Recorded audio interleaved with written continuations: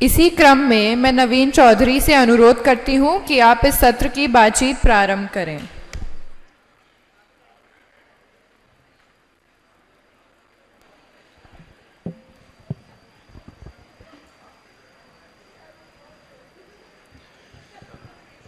पिछले सत्र में एक बहुत अच्छी लाइन राकेश जी ने कही थी, नई पीढ़ी को नए विकल्प चुनना चाहिए।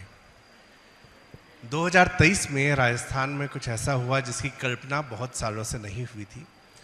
राजनीति में जातिवाद के हम लोग खिलाफ हैं, लेकिन राजनीति में जाति जो है वो बहुत महत्वपूर्ण होती है। और एक मुस्लिम बहुल क्षेत्र में एक 26 साल का लड़का चुनाव लड़ने जाता है, चुनाव लड़ता है और वहाँ उसको जाति और धर्म सबसे छोड़कर लोग चुनते हैं, उसको सर माथे पर बिठाते हैं, जहाँ भी वो जाते हैं वहाँ उनके साथ भीड़ जाती है। यही युवा विधायक जीतने के बाद लोकसभा का चुनाव लड़ता है, और जब वो चुनाव लड़ता है तो उनके सामने एक केंद्रीय मंत्री होते हैं। बहुत से दोस्तों ने उस युवा विधायक से कहा कि ये मेरे ख्याल से आप गलत कर रहे हैं, और वो कहने वालों में एक मैं भी था। वो चुनाव युवा विधायक हार गए, लेकिन दूसरे नंबर पर रहे, 6 लाख से ज़्यादा वोट आए, और केंद्रीय मंत्री जो उनके सामने थे सिर्फ 4000 वोट से उनकी जमानत बची थी। और ये बताता है कि युवा जो है किस तरह के बदलाव को देखना चाहता है। तो रविंद्र सिंह जी, आपका बहुत बहुत स्वागत है। आप समझिए क्योंकि हम उनकी बात कर रहे हैं। बहुत बहुत धन्यवाद। हमारा विषय है राजनीति का जेन जी। अच्छा, जैन जी जो है, कल से मैं यहाँ देख रहा हूँ कि ये लोग इंस्टाग्राम पे रील, फोटो ये सब बनाते रहते हैं। आप भी सोशल मीडिया पे बहुत ज़्यादा पॉपुलर हैं। तो मेरे से अक्सर कई लोग पूछते हैं कि रविंद्र सिंह भाटी सोशल मीडिया के नेता हैं कि ज़मीन के नेता हैं? जोधपुर यूनिवर्सिटी से लेके शिव के विधानसभा चुनाव में और लोकसभा में अगर आप धरातल पे कुछ करेंगे तो दिखा पाएंगे। जाहिर सी बात है कि छत्तीसी कौम का प्यार तो मुझे मिला ही है। और जिस वर्ड जैन जी को आपने उपयोग में लिया, मैं तो एक ही चीज कहूंगा कि जिस और जवानी चलती है उस और जमाना चलता है।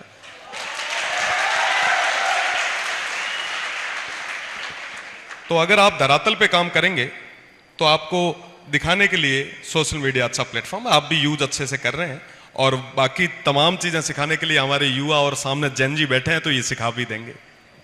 अच्छा, एक प्रश्न मेरे मन में आता है। 24-25 आप चुनाव लड़े यूनिवर्सिटी का, 2019 में आप अध्यक्ष बने, उसके बाद विधानसभा की तैयारी आपने शुरू कर दी। ये जो उम्र होती है ना 20 से 25 के बीच, इसमें हमारा जो एक मेजर कंसर्न होता है कि मेरे बाबू ने खाना खाया कि नहीं खाया। और ऐसे टाइम में जब हम चिट्ठियां लिख रहे होते हैं कि do you love me, do you not love me, आप विधानसभा अध्यक्ष को चिट्ठियां लिखने लग गए। तो ये क्या हुआ कि ये उस उम्र में पूरी तरह से रास्ता ही चेंज हो गया? क्यों राजनीति की तरफ ऐसा झुकाव हुआ, और ये जिद कि मैं अगर टिकट नहीं मिलेगा? आपने 2019 का चुनाव यूनिवर्सिटी का भी बागी होकर चुनाव लड़ा, और ये आपको मैं बताऊं कि रिकॉर्ड है 2019 का कि इससे पहले राजस्थान यूनिवर्सिटी, जोधपुर यूनिवर्सिटी में कोई निर्दलीय चुनाव नहीं जीता था। रविंद्र सिंह भाटी पहले ऐसे छात्र संघ अध्यक्ष हैं जो वो चुनाव जीते थे। तो एक तो आपने वहाँ बागी चुनाव लड़ा, उसके बाद आप भाजपा से जुड़े, फिर आपने भाजपा को भी छोड़ा और निर्दलीय चुनाव लड़ा, वहाँ आपको फिर सफलता मिली। मैं इस पूरी यात्रा को समझना चाह रहा हूँ कि इतनी जल्दी क्या थी और ये यात्रा कैसे सफल हुई है। साथ ही मैं एक सवाल और जोड़ दूं कि जितना मैं आपको जानता हूं, आपका कोई राजनीतिक बैकग्राउंड भी नहीं है, कि या ऐसा भी नहीं कि आप किसी उद्योगपति परिवार से हैं, एक टीचर के आप बेटे हैं। तो एक सामान्य घर से आया हुआ लड़का ऐसा क्या चमत्कार करता है कि वो चुनाव लगातार जीतता है और उसको हर जगह प्यार मिलता है? आपके साथ मैं चेन्नई, इंदौर, कई जगह गया, हर जगह ऐसी ही भीड़ आती है। तो वो जादू क्या है, ये इन बच्चों को सिखा दीजिए। मैं 2013 में जोधपुर यूनिवर्सिटी गया था। BA-LLB जो यूनिवर्सिटी का हमारा प्रोफेशनल कोर्स है वो कंप्लीट किया। 2019 में सभी के साथ की बदौलत मुझे चुनाव लड़ने का मौका मिला। जैसा आपने बताया कि मैं किसी पॉलिटिकल बैकग्राउंड या पॉलिटिकल परिवार से नहीं हूं, तो जाहिर सी बात है कि किसी भी विश्वविद्यालय के अंदर आपको अगर चुनाव लड़ना है, मैं बड़े साफ शब्द में कह रहा हूं कि आपके पास अपनी पॉलिटिकल पावर, तमाम चीजें होनी बहुत ज्यादा जरूरी है, तब आप सरवाइव कर पाएंगे। अदरवाइज आप चुनाव कॉलेज में लड़ सकते हो, यूनिवर्सिटी नहीं लड़ सकते। पर उस समय तमाम जो हमारे यूनिवर्सिटी के साथी थे, तमाम जो युवा थे वेस्टर्न राजस्थान के, क्योंकि जोधपुर यूनिवर्सिटी जो है वो वेस्टर्न राजस्थान की सबसे बड़ी यूनिवर्सिटी है, वहाँ पे तमाम लोगों ने सब चीज़ों को छोड़ते हुए, संगठन, जाति, धर्म, सब चीज़ों को छोड़ते हुए एक निर्दलीय पे भरोसा जताया था। 57 साल की हिस्ट्री में पहली बार जब चुनाव यूनिवर्सिटी का जीता तो मुझे लगा कि एक बहुत बड़ा भरोसा, एक विश्वास यहाँ के स्टूडेंट्स ने हम पे जताया। उनके लिए काम करना, उनके लिए कुछ अलग करके दिखाना है। 3 साल का टेन्योर था, अमूमन 1 साल का छात्र संघ का टेन्योर रहता है, पर कोविड हमें 2 साल और दे गया। तो उस 3 साल के टेन्योर में उन छात्रों के लिए, उन स्टूडेंट्स के लिए जो कुछ भी हमसे हो पाया हमने किया। कई बार जेल भी जाना पड़ा उनकी मांगों को लेके, विधानसभा के घेराव तक किए। जाहिर सी बात है कि आप अगर कुछ बोलेंगे तो सत्ता को अखरेगी, तो उनके लिए लड़े। तो उसका परिणाम ये रहा कि जब मैं विधानसभा का चुनाव लड़ने के लिए आगे आया तो उस समय वहाँ के सारे छात्रों ने मिलके, यूनिवर्सिटीज के स्टूडेंट्स ने मिलके मेरे पूरे क्षेत्र की कमान संभाली। और क्षेत्र की जनता ने, क्योंकि मैं वहाँ का हूँ, मैं इंटरनेशनल बॉर्डर से आता हूँ, मेरा गांव यहाँ से लगभग 800 किलोमीटर दूर है। मैं आज भारत के बीच में बैठा हूँ, पर मैं भारत के उस छोर से आता हूँ जहाँ पे आज भी मूलभूत सुविधाएं नहीं पहुँची है। तो वहाँ के लोगों ने अपने बेटे को प्यार दिया। जाहिर सी बात है कि पुनः मेरे पास कोई टिकट नहीं था, कोई पॉलिटिकल बैकग्राउंड नहीं था, कोई पॉलिटिकल सपोर्ट नहीं था, पर मेरे पास अगर कोई था, मेरे साथ अगर कुछ था, तो मेरे उन माताओं बहनों का आशीर्वाद था, इन जैनजीज का आशीर्वाद था, इनका सपोर्ट था। और वापस एक इतिहास लिखा गया। इस बार की प्रदेश की सबसे बड़ी पंचायत विधानसभा में सबसे कम उम्र का सदस्य बनने का मुझे मौका मिला। तो जाहिर सी बात है कि आज के समय में जितने भी मेरे सामने युवा बैठे हैं, जो आपके पास में बैठे हैं, जो साथ में बैठे हैं, ये सारे वो लोग हैं जो जीवन के हर दौर में आपके साथ रहेंगे, ना दबाव में ना प्रभाव में, ये कभी ना छोड़ने वाले लोग हैं। तो जाहिर सी बात है कि इनके साथ इस रिश्ते को आप मजबूती से बनाए रखें, ये रिश्ते आपको बहुत आगे तक ले जाएंगे। जी। अच्छा, आप छात्र संघ से निकले हैं, दिल्ली विश्वविद्यालय में भी छात्र संघ के चुनाव होने वाले हैं, आपने देखा है कभी यहाँ का चुनाव? नहीं, दिल्ली यूनिवर्सिटी के चुनाव देखने का मौका मिला तो नहीं। अमूमन हमारे वहाँ के चुनाव पहले हुआ करते थे और दिल्ली विश्वविद्यालय के चुनाव बाद में होते हैं। होता ये था कि जो भी छात्र संघ चुनाव लड़ते थे हमारे उस तरफ क्षेत्र में, तो वो सारे ही छात्र नेता यहाँ आते थे। क्योंकि मैं किसी दल से नहीं था तो मुझे कभी आने का मौका यहाँ तो नहीं मिला, पर दिल्ली विश्वविद्यालय का चुनाव, जाहिर सी बात है कि पूरे देश की नज़रें दिल्ली विश्वविद्यालय के चुनाव पर रहती है और हम सबकी तो हमेशा रहती है। तो बड़ा रोमांचक चुनाव है। अगर दिल्ली यूनिवर्सिटी में पढ़ने का मौका मिलता जैसा कि इन तमाम युवाओं को मिला है, तो जाहिर सी बात है छात्र संघ में भी इन्वॉल्व होते, प्रयास करते कि छात्रों के लिए कुछ कर पाए। यहाँ के चुनाव में जितना आपने सुना है उसमें और कोई फर्क है राजस्थान के चुनाव में किसी भी यूनिवर्सिटी के? रात दिन का फर्क है। यहाँ पे पूरे देश के छात्र हैं, वो वोट करते हैं। वहाँ पे वेस्टर्न राजस्थान के और राजस्थान के ही युवा वोट करते हैं। हाँ, पर यहाँ पे जो संघर्ष है वो बहुत बड़ा हो जाता है, क्योंकि राजधानी का है, जो मुझे लगता है। साथ ही साथ यहाँ के जो स्टूडेंट हैं, देखिए दिल्ली यूनिवर्सिटी में पढ़ना भी अपने आप में एक सपना होता है।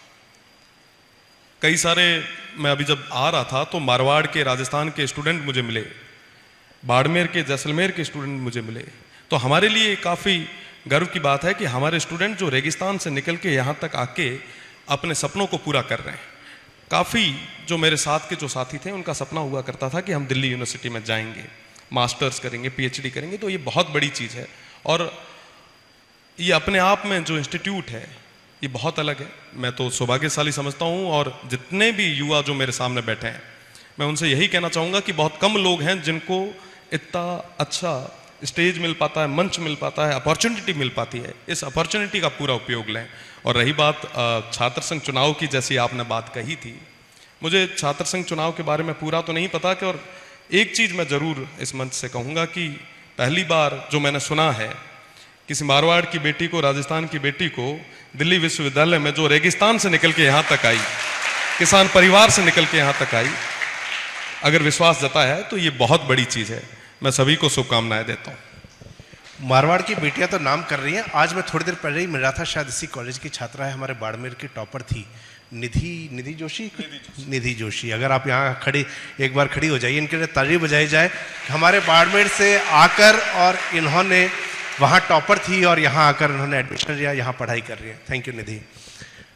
कॉलेज का एक किस्सा मैं आपको सुनाता हूँ, यहाँ चुनावों का। राजस्थान यूनिवर्सिटी में मैं पढ़ा हूँ, मैं वहाँ से चुनाव लड़ा था। राजस्थान यूनिवर्सिटी के जो कॉलेजेस हैं उसमें पीजी के अंदर तो को एजुकेशन है, लेकिन कॉलेजेस में नहीं है, अंडर ग्रेड में नहीं है। तो गर्ल्स का सिर्फ एक ही कॉलेज है जिसमें ऑब्वियसली आप जानते हैं लड़कों की एंट्री नहीं होती है। तो जब यूनिवर्सिटी के चुनाव होते थे तो 250 रुपये का नॉमिनेशन लगता था।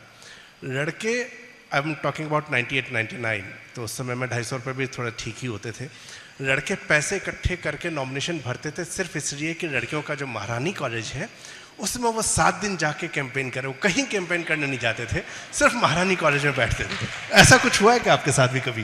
बिल्कुल भी नहीं, मैं तो चुनाव लड़ने के लिए ही मैंने नॉमिनेशन भरा था। हाँ, पर जाहिर सी बात है कि चुनाव है, चुनाव के लिए वोट मांगने के लिए हम सारे लोग जाते थे। और मैं तो यही कहूँगा कि मुझे हमेशा से मातृशक्ति के वोट पूरे मिले हैं, मातृशक्ति के वोट पूरे मिले हैं। नहीं, हमारे से गाने गवाए जाते थे, ऐसा कुछ हुआ? आप लोगों के साथ भी गाने पड़ते थे? वो वोटिंग खूब होती थी और वहाँ पे कॉन्फिडेंस लेवल दिखता है कि कैंडिडेट का कॉन्फिडेंस कैसा है। जाहिर सी बात है कि हमारे साथ में कई सारे जो सामने जो चुनाव लड़ते थे, वो जो छात्र नेता थे मेरे साथी हैं, आज अब उनसे बड़े अच्छे संबंध हैं। मैं कई बार कहता भी हूँ कि जब वो लोग गर्ल्स कॉलेज में जाते थे तो उनसे बात नहीं हो पाती थी, उनके पाँव हिलने लग जाते थे, लगता था कि जैसे 400 वोल्ट का कोई वायर जो है वो नीचे से निकल रहा है। तो ये बड़ा टफ होता है। पर इस दौर में मुझे काफ़ी सपोर्ट गर्ल्स का मिला है। जोधपुर यूनिवर्सिटी, क्योंकि 2-3 कैंपस है वहाँ पे, ओल्ड कैंपस, न्यू कैंपस, और कैनॉल जो है गर्ल्स कॉलेज जो है वो निर्णायक रहती थी। तो उस निर्णायक कॉलेज में मुझे 90% वोट मिले हैं। एक दबंग मूवी का डायलॉग था, अगर उसको मैं चेंज करूं तो वो ऐसा कुछ होता है कि चुनाव लड़ने से डर नहीं लगता साहब, गर्ल्स कॉलेज में कैंपेन करने से डर लगता है। आपने एक बात की बाड़मेर के मूलभूत सुविधाओं की कमी, और ये बाड़मेर नहीं, इनफैक्ट अगर जोधपुर को छोड़ दें तो पूरे मारवाड़ की एक दिक्कत है। और दिक्कत इसलिए भी है कि मारवाड़ में एक पॉइंट से दूसरे पॉइंट पर जाने के लिए 200-250 किलोमीटर बहुत ही कॉमन है, इससे कम में बीच में कुछ दिखता ही नहीं है। आप युवा हैं और पिछले कुछ समय में जब मैंने राजस्थान की राजनीति को क्लोजली देख रहा, ये सरकार हो या पिछली सरकार हो, एक मुद्दा बहुत ज़्यादा उठा, वो था पेपर लीक का। जो एग्ज़ाम हो रहा है उसमें पेपर लीक हो जा रहा है। एक छात्र की मुझे इंसिडेंट याद है, बहुत दुखद घटना है। उसने सुसाइड किया था इसलिए क्योंकि उसने 3 एग्ज़ाम दिए, तीनों में वो पास हुआ और तीनों के तीनों कोर्ट केस में चले गए क्योंकि उसमें पेपर लीक हुए थे। और चौथा एग्ज़ाम देते से पहले उसने सुसाइड किया और एक चिट्ठी लिखी थी कि मुझसे नहीं हो पाएगा, मैंने आपको निराश किया। ये सिचुएशन थी। सत्ता बदल दी गई, युवाओं ने सत्ता बदल दी, अब नई सत्ता है, लेकिन पेपर लीक की स्थिति आज भी वही है। ऐसे में आपके पास इतने विद्यार्थी आते हैं और आपके पास किसी पार्टी का प्रेशर भी नहीं है, तो क्या अभी कुछ बदलाव होता दिख रहा है? आपके साथ इस पर कुछ निर्दलीय और युवा विधायक और भी हैं, तो आप लोग इस विषय पे क्या कुछ अलग करने की कोशिश कर रहे हैं? बिल्कुल, जो पूर्ववर्ती सरकार के अंदर जो पेपर लीक की घटनाएं हुई वो पूरे प्रदेश को शर्मसार करने वाली थी। और विशेषकर दुख की बात यह है कि वो तमाम लोग जो ग्रामीण परिवेश से आते हैं, खून पसीने की कमाई को इन कोचिंग इंस्टीट्यूट में जाया करके, रात और दिन मेहनत करके, पूरा समय देके जो अपनी मेहनत के बलबूते पे सेलेक्ट होते हैं और उनको फिर पता चलता है कि ये पेपर तो आउट हो गया, ये भर्ती तो रद्द हो गई। थोड़े दिन पहले जो एक काफ़ी सेंसिटिव इश्यू जो चला था, जो एसआई भर्ती हमारे राजस्थान की रही थी, उसके अंदर तमाम छात्र जो मेहनत के बलबूते पे आए थे, उस भर्ती को रद्द करने की बदौलत वो लोग भी रोड पे आ गए। कई सारे साथी ऐसे भी थे जिन्होंने 3-3 नौकरियों को छोड़ के एसआई में अपना भाग्य आजमाया, 2 साल नौकरी की, और 2 साल नौकरी करने के बाद में जब उनको ये पता चला कि कोर्ट ने इस भर्ती को ही खारिज कर दिया, तो काफ़ी बड़ी समस्या ये हमारे राजस्थान की, मुझे लगता है पूरे भारत भर की है। जाहिर सी बात है कि इन तमाम इश्यूज़ पे हम लोग असेंबली में भी बोले हैं, ये सिस्टम का फेल्योर रहा है। प्रदेश की सरकार की जिम्मेदारी होती है, सिस्टम की जिम्मेदारी होती है कि वो पूरे तरीके से निष्पक्ष होकर सही तरीके से उस परीक्षा को करवाएं और जो योग्य है उनको जगह दें।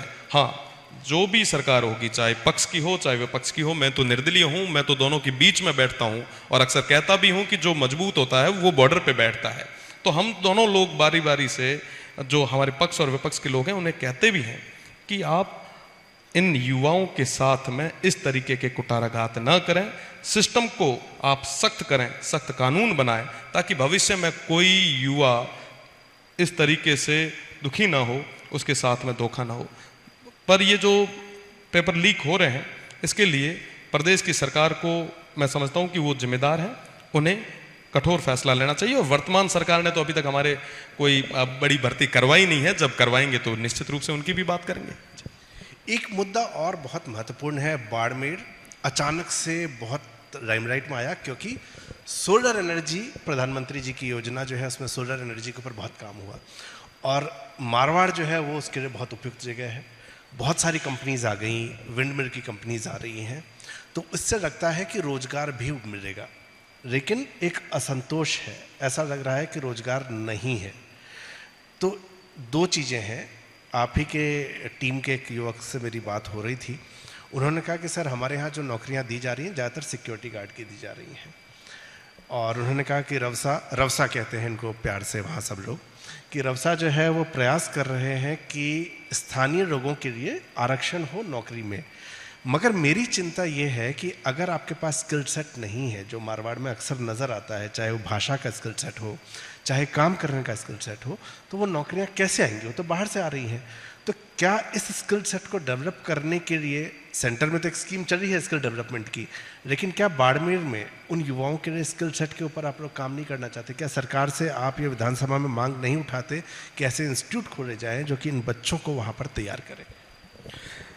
पहली चीज कि मारवाड़ के लोग हर स्किल में पारंगत होते हैं, मैं ये आपको करेक्ट कर दूं, क्योंकि पूरे देश भर में मारवाड़ के वो मारवाड़ी अपने स्किल के बलबूते पे आज अपना लोहा मनवा रहे हैं।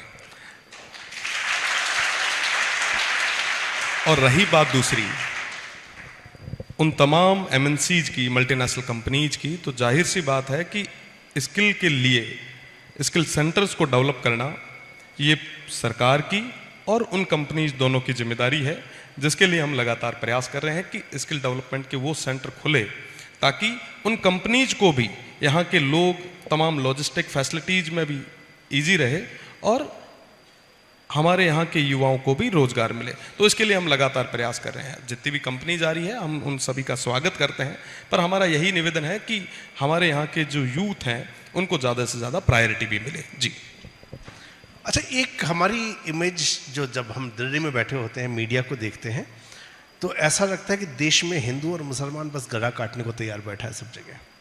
आपका क्षेत्र मुस्लिम बहुल क्षेत्र है और राजस्थान की जब इमेज बनती है ना, एक तो बनता है कि पगड़ी पहना आदमी ऊँट पे जा रहा है और दूसरा जो है एक रेत में धोरे में बैठा हुआ और वो अपना वाद्य यंत्र बजा रहा है।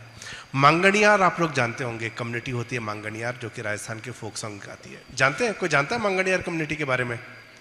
काफ़ी लोग जानते हैं। अच्छा, ये मारवाड़ वाले ज़्यादा जानते हैं। ये जो मांगणियार कम्युनिटी है, आप में से एक दो नाम याद होंगे, मामे खान आप लोगों ने देखा होगा टीवी पे, स्वरूप खान, इसके बाद अनवर खान, कई लोग हैं। तो मुस्लिम बहुत हैं जो वहाँ गाते हैं, लेकिन जब आप उनको देखते हैं तो पगड़ी पहनते हैं, मूछें रखते हैं। और रविंद्र ने एक बहुत अच्छा कार्यक्रम वहाँ करवाया था, म्यूज़िक फेस्टिवल, वहाँ के म्यूज़िक को प्रमोट करने के लिए मैं वहाँ गया था। तो मैंने ये नोटिस किया कि म्यूज़िक की जो उनकी समझ है, वहाँ जो कलाकार जिस तरह से खड़े हो रहे हैं, एक तो वस्त्रों में वो बड़े अलग दिखते हैं, टिपिकल मुस्लिम जैसा नहीं दिखता, लेकिन साथ ही साथ वहाँ की जो राजपूत कम्युनिटी है उनके साथ उनका एक बहुत स्ट्रॉन्ग बॉन्डिंग है।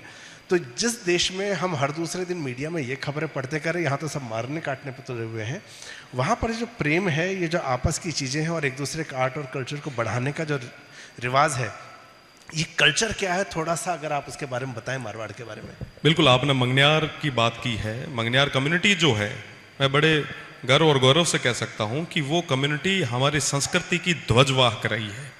तमाम चीज़ें जो पधारो हमारे देश का स्लोगन राजस्थान का जो हर व्यक्ति सुनता है, वो उन मंगनियार कम्युनिटी के लोगों के द्वारा डेवलप किया गया है। साथ ही साथ आपने बात की हिंदू मुस्लिम की, तो वहाँ पे जो भाईचारा और सौहार्द है, मुझे लगता है कि भारत के किसी कोने में नहीं होगा। सन 1947 के उस दौर को मैं याद करूंगा जब पंजाब और बंगाल और हर जगह से ट्रेनें भर भर के लाशें आ रही थी, पर हमारा वो क्षेत्र था, हमारे वो इंटरनेशनल बॉर्डर था जहाँ पे हमेशा अमन, चैन और भाईचारा, सौहार्द रहा है। मैं सौहार्द की बात करता रहूँगा, जो ठीक है उसको ठीक कहेंगे, जो गलत है उसको गलत कहेंगे, पर यह भी जरूरी है कि हमारा जो भाईचारा है, जो हमें विरासत में मिला है, हमारी जिम्मेदारी है कि हम उसे भी लेके चलें। हाँ, एक ये बात जरूर है कि जो गलत हैं उनके लिए हम खुल के बोलते भी हैं, पर बाड़मेर, जैसलमेर और इंटरनेशनल बॉर्डर और उस राजस्थान के वो तमाम लोग हमेशा से सौहार्द को पसंद करने वाले रहे हैं, पैरोकार रहे हैं। इसके अंदर बड़ी भूमिका हमारे उस समय के जितने भी राजनेता रहे उनकी भी रही। मैं इस मंच से स्वर्गीय जसवंत सिंह जी, जो वित्त, विदेश और रक्षा मंत्री रहे, उनको याद करना चाहूँगा। साथ ही साथ स्वर्गीय तन सिंह जी, जो हमारे लंबे समय तक उस क्षेत्र का प्रतिनिधित्व जिन्होंने किया, स्वर्गीय गंगाराम जी थे, स्वर्गीय वृद्धिचंद जी जैन थे, स्वर्गीय हादी साहब थे। इन तमाम नेताओं ने उस सामंजस्य को बिठा रखा, उस भाईचारे को, सौहार्द को बनाए रखा, जिसकी बदौलत आज तक हमारा जो क्षेत्र है वो सौहार्द के लिए जाना जाता है। और मैं आशा करता हूं कि आने वाले समय में भी सौहार्द बना रहेगा, किसी की नजर नहीं लगेगी। अच्छा, एक छोटी सी बात बीच में आपने कही थी कि चूंकि आप दोनों पार्टी के नहीं हैं, मजबूत आदमी हैं, तो जब मजबूत आदमी होता है उसको हर कोई चाहता है कि आ जाओ। मीम की भाषा आजकल चलती है। हम लोगों के टाइम में बाबा सहगल का एक गाना था, आजा मेरी गाड़ी में बैठ जा। तो मैं अक्सर चीज़ों को मीम के हिसाब से आजकल देखता रहता हूँ। तो ऐसा हुआ है कि कभी कांग्रेस वालों ने, बीजेपी वालों ने दरवाजा खोल के कहा आजा मेरी गाड़ी में बैठ जा? जिस समय बैठना था उस समय किसी ने दरवाजा नहीं खोला। अब हमारा मन नहीं है किसी गाड़ी में बैठने का। अब तो ये जनता जिस और कहेगी कि ये गाड़ी ठीक है, उस गाड़ी में बैठ जाएंगे। अभी तो पैदल ठीक है, हेल्थ के लिए भी ठीक रहता है। लेकिन किसी भी राजनीति को अगर देखा जाए तो एकड़ा चरोरे सुनने में बहुत अच्छा लगता है, लेकिन जब आप बहुत बड़ा बदलाव करना चाहते हैं तो एक संगठन जो है वो बहुत बड़ी शक्ति है। तो अगर मौका मिलता है तो क्या वैचारिक तौर पर आप किसी संगठन के साथ जुड़ना चाहेंगे या उसका कोई क्राइटेरिया और होगा? मैं एक समय में जब विश्वविद्यालय में था तो मैं परिषद के साथ में मैंने लंबे समय तक कार्य किया। उसके बाद जब असेंबली इलेक्शंस थे तो मैं बीजेपी से टिकट मांग रहा था। पार्लियामेंट में भी स्थितियां कुछ अलग रही, पर जाहिर सी बात है कि हर फैसला मैंने जनता पे छोड़ा है और ये भी फैसला मैं जनता पे छोड़ रहा हूं। हमारे तमाम उस क्षेत्र के जो वरिष्ठ लोग हैं वो जब तय करेंगे, मैं उनके कहे अनुसार उस ओर चलूंगा जी। अच्छा, एक बात बताइए, आप युवा हैं, अब तो खैर इनकी शादी हो गई है, लेकिन जब शादी नहीं, ये चीज कहना जरूरी था। तो कुछ मतलब प्रेम प्रसंग नहीं हुआ ऐसा? कोई अफेयर हो जो भाभी जी को, ये वीडियो में हम कटवा देंगे, भाभी जी तक नहीं पहुंचेगा, लेकिन कोई अफेयर हुआ हो या कोई क्रश हुआ हो? भाई आए मारो घर बंगाउण में है।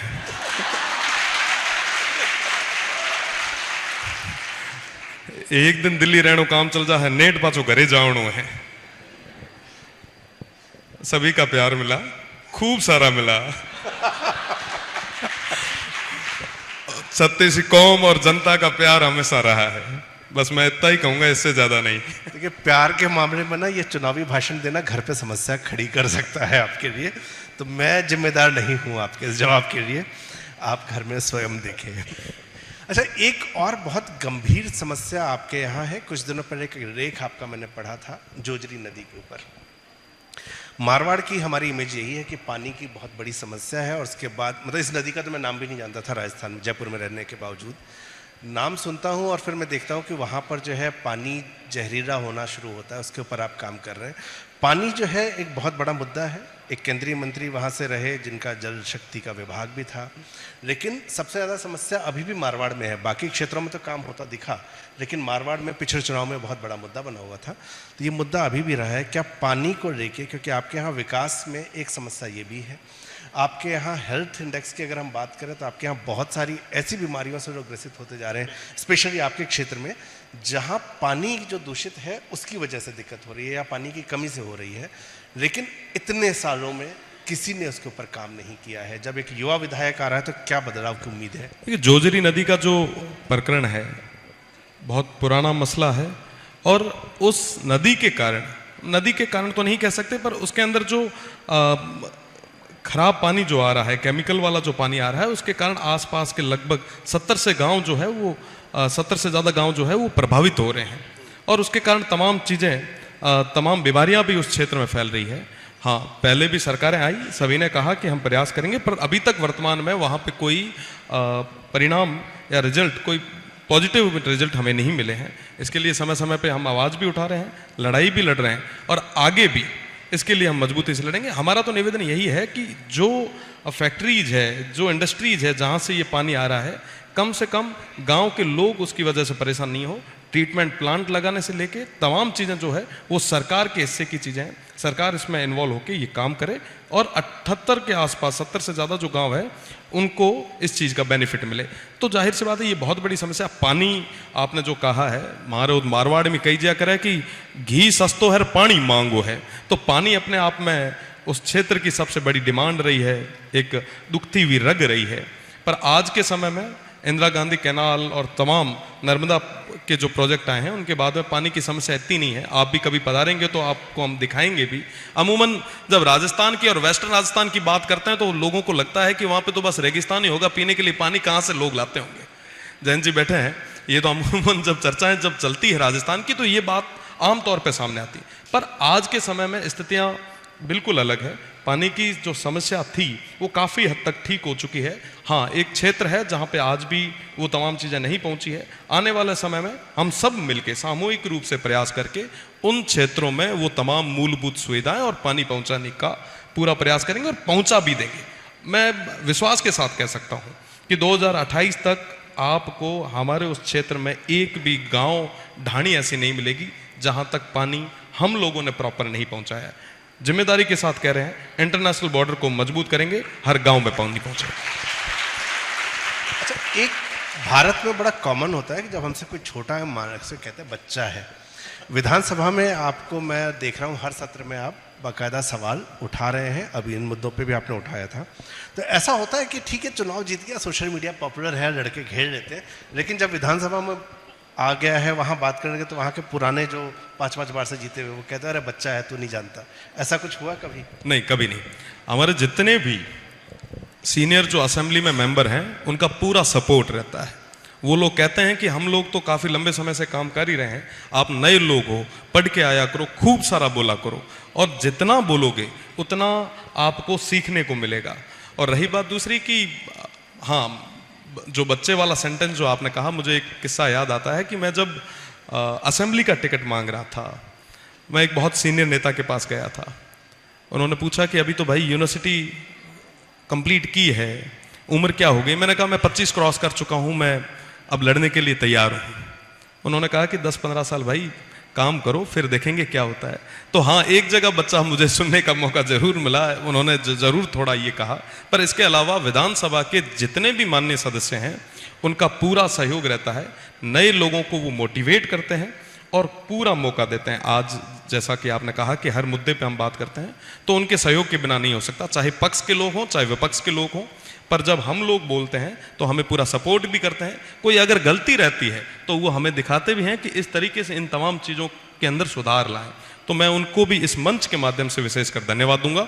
स्पीकर साहब को भी धन्यवाद दूंगा। जी, आपने खुश तो कर दिया स्पीकर साहब को। एक बार मुझे मनोज झा जी जो पिछले सेशन में आने थे, नहीं आ पाए, उनके साथ एक मौका मिला था बात करने का किसी मंच पे, और उनसे मैंने पूछा कि सर ये जो इतना झगड़ते हैं आप लोग, अंदर क्या होता है? तो अंदर उन्होंने कहा कि एक बार सुमित्रा महाजन जी तब स्पीकर थी, उन्होंने स्मोकिंग रूम बंद करवा दिया, तो सभी पार्टी के सांसद इकट्ठे हो गए और सुमित्रा जी के खिलाफ नारेबाजी करने लगे। स्मोकिंग रूम खुलवाया उन्होंने, अंदर सब इकट्ठे थे।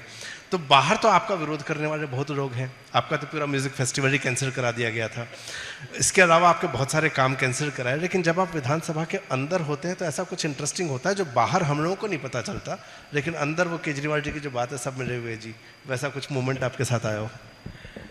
मैं पहली बार जब असेंबली में गया, पहला औथ का दिन था, शपथ का दिन था, उस दिन मैं मेरी सीट पे जाके बैठा। एक तरफ पक्ष के लोग थे, एक तरफ विपक्ष के लोग थे, सब बारी बारी से शपथ ले रहे थे। और शपथ के बाद में जैसे ही हाउस एडजॉर्न हुआ, उसके बाद में विपक्ष के लोग और पक्ष के लोग साथ में आए। उन्होंने खूब सारी बढ़िया बातें की, अच्छे से मिल रहे थे। मुझे बड़ा वो अजीब लगा, क्योंकि जब भी स्क्रीन पे उनको देखते हैं तो हमेशा ऐसा लगता है कि ये जैसे ही हाउस से निकलते होंगे पक्का दो दो मुक्के तो एक दूसरे को मारते ही होंगे। पर इतना सौहार्द वाला, जो कई बार, हाँ एक चीज ठीक है कि व्यक्तिगत टिप्पणियां हमारे राजस्थान की राजनीति की कभी तासीर नहीं रही।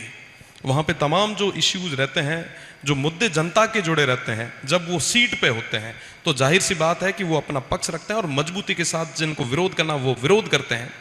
पर हाउस से निकलने के बाद प्रदेश की जो भी बात होती है वो मिल के करते हैं। मुझे याद है एक बार किसी इश्यू पे कोई माननीय सदस्य बोल रहे थे, पर वो जो बोल रहे थे वो टेक्निकली सही नहीं था, तो मंत्री जी ने उनको बाहर बुलाया। मैं भी उस समय उनके पास किसी काम से गया था। उन्होंने कहा कि ये इस तरीके से हो नहीं सकता, आप थोड़ा इन चीज़ों के अंदर ध्यान दें। तो हमारे जो राजस्थान का जो माहौल है वो सौहार्द वाला माहौल है, वहाँ की तासीर रही है। मैं वापस उसी बात को दोहराऊंगा कि वहाँ पे सदन में कभी भी किसी पे व्यक्तिगत टिप्पणी कोई भी माननीय सदस्य नहीं करता, और वहाँ की मर्यादाओं को, वहाँ की परंपराओं को वहाँ के सदस्य आज भी लेके चल रहे हैं, जो हमें आज विरासत में मिले हैं। हम भी कोशिश करेंगे कि उनके उस बताए रास्ते पे चल पाए।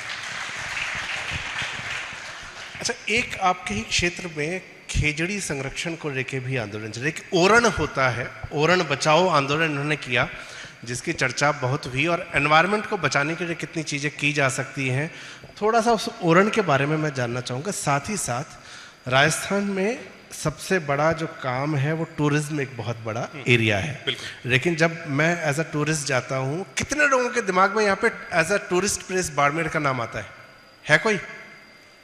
अगर कहीं जाना हो जयपुर, जोधपुर, उदयपुर, नहीं, बाड़मेर वालों का जवाब नहीं मिलेगा। नहीं, जैसलमेर, जयपुर, जोधपुर, जैसलमेर हम यहीं जाते हैं, लेकिन जो धोरे हैं वो उधर भी हैं। क्या राजस्थान में, मैं दोनों चीज़ें बात करना चाहूँगा, एक तो उस एरिया में ओरण बचाओ आपका कैंपेन क्या था, साथ ही टूरिज्म बढ़ाने के लिए क्या उस क्षेत्र में कुछ काम नहीं हो सकता ताकि सारा प्रेशर जो जैसलमेर पे आ रहा है वो प्रेशर इधर हो और आपके यहाँ भी क्षेत्र में लोगों की इनकम बढ़नी शुरू हो?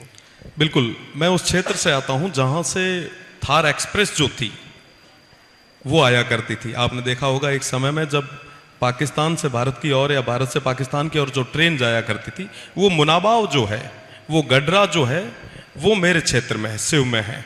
और गडरा की भी एक स्टोरी है कि गडरा रोड जो है वो भारत में है और गडरा गांव जो है वो पाकिस्तान में है। आपको सुन के काफ़ी अच्छा लगेगा कि आज के समय में गडरा रोड जितना डेवलप है उसका 5% भी गडरा गांव जो पाकिस्तान में गया वो डेवलप नहीं हो पाया। ये मैं नहीं कहता, ये वहाँ की रिपोर्टें कहती है। साथ ही साथ मैं तमाम जितने भी युवा जो देश भर के जो मेरे सामने बैठे हैं, इन सभी को निमंत्रण भी देना चाहूँगा कि हमारे रोहिणी और सूंदरा के जो धोरे हैं, जो वहाँ का रेगिस्तान है, आप देखने पधारें, आपका स्वागत करते हैं। साथ ही साथ आपने ओरण की बात करी। ओरण अपने आप में एक आस्था से जुड़ा विषय है, जहाँ पे आज के समय में ग्लोबली हर एक व्यक्ति बात करता है कि भैया एनवायरनमेंट बचाओ, तमाम चीज़ें बचाओ। आप विचार करें कि हमारी जो पीढ़ियाँ थी, जो काल और अकाल के उस दौर में भी निकले, पर उन्होंने अपनी पर्यावरणीय संपदा को संजो के रखा। भगवान के मंदिर के रूप में, आस्था के रूप में, आस्था के प्रतीक के रूप में जिन्होंने इस संजो के रखा, जो जंगल था, आज मल्टीनेशनल कंपनीज की जो नज़र उन पे है, तो उनको बचाने के लिए हमने ओरण बचाओ जो मूवमेंट जो शुरू किया था, आज के समय में हमने काफ़ी जो लैंड है उसको ओरण के रूप में दर्ज भी कराई है। साथ ही साथ खेजड़ी अपने आप में एक बहुत बड़ी बात है। खेजड़ी से जुड़े हुए कई सारे संस्मरण आपको याद आते होंगे। खेजड़ी थोड़े दिन पहले एक बहुत बड़ा मेला भी था। आप विचार करें कि हमारे वहाँ एक कम्युनिटी है जो किस लेवल पे पर्यावरण को बचाने की बात करती है। उनका डेडिकेशन आप देखें। वो कहते हैं कि सिर सटे रूह रहे तो भी सस्तो जान। उस पेड़ को बचाने के लिए अगर अपना सिर भी चला जाए तो भी आपके लिए सस्ता होगा। और उसका जीता जाता उदाहरण है कि 363 लोगों ने माँ अमृता देवी जी के नेतृत्व में अपने सिर को कुर्बान कर दिया उस पेड़ को बचाने के लिए। आज जब मल्टीनेशनल कंपनीज उनको काटने के लिए आगे आ रही है, तो विश्नोई समाज अकेले इसके लिए नहीं लड़े, हम सब उनके साथ में, और उनकी मांग को हमने सदन में रखा भी है। और आने वाले समय में मैं विश्वास के साथ और जिम्मेदारी के साथ कह रहा हूँ, इसके लिए हम लड़ाई भी लड़ रहे हैं। हम राजस्थान में वो ट्री प्रोटेक्शन एक्ट लागू करवाएंगे, उस खेजड़ी को बचाएंगे और लंबे समय से जो एक मांग सारे लोग उठा रहे हैं उसको पूरे तरीके से इस प्रदेश में कानून के रूप में लागू भी करवाएंगे। अच्छा, चुनाव कोई लड़ना चाहता है इसमें से? कोई विधायक बनना चाहता हो, अध्यक्ष बनना चाहता हो? कोई है? एक दो, बस इतने से ही है? और भी बच्चे हैं? आपकी जो सक्सेस है, क्या इसके बारे में थोड़ा सा इन बच्चों को बताइए कि मुद्दे तो हैं ही हैं, ये तो विधायक बनने के बाद आपने उठाए, लेकिन अगर इनको राजनीति में जाना है, चाहे छात्र संघ की राजनीति हो, चाहे विधायिका में उनको जाना हो, तरीका क्या है? ये क्या करें, कैसे तैयारी करें? हर किसी को तो मौका मिलता नहीं, पार्टी आ जाए और कहे कि आओ चुनाव लड़ो। राजस्थानी समझ में आवा जो हूं बोल रही हो? हाँ,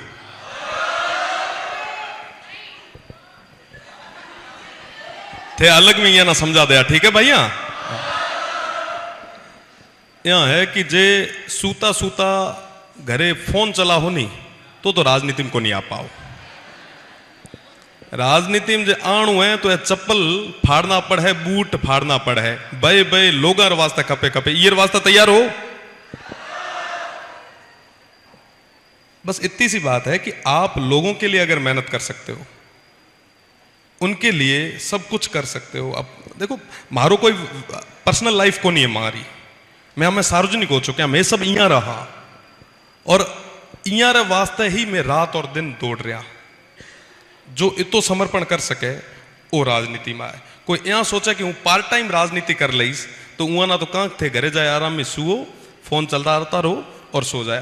पर मतलब देख रहे बड़ो अचरज हुओ कि एक 3-4 लोग ही हाथ खड़ो करियो है। अमूमन मैंने यहाँ लागो तो कि हूँ मिरंडा हाउस रे मीना बैठो हाँ, ये लगभग सारा जो स्टूडेंट है राजनीति की बात आते हाथ खड़ो कर है। पर आप विचार तो राखो, पर आप ना राजनीति में आए ये देश रे वास्ते कहीं कौन करनू, ए बड़ी दुख की बात है। आज तो वो बात होगी कि भगत सिंह तो आप सब आना चाहिए, पर आप रे घर में ना कोई कौन चाह रही हो।